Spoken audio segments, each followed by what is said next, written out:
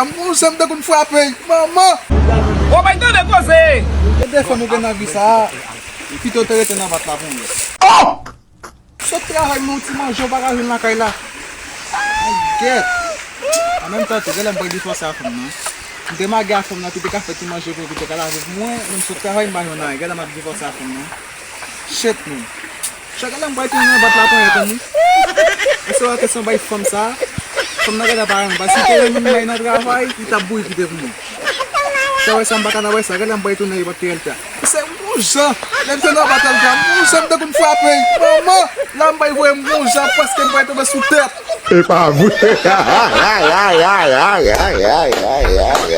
Gap, el ta fou mwen boy di fwa sa fom nan mou chè. Baka nan wè sa, si fom nan tre nan mite de sa manje mwen, lem sot travay, lave tira den pou mwen nan. Boy tou mwen el fè, nan boule, el ta kon jè ite, ha?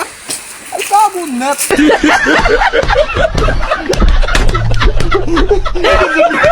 Yeah, yeah.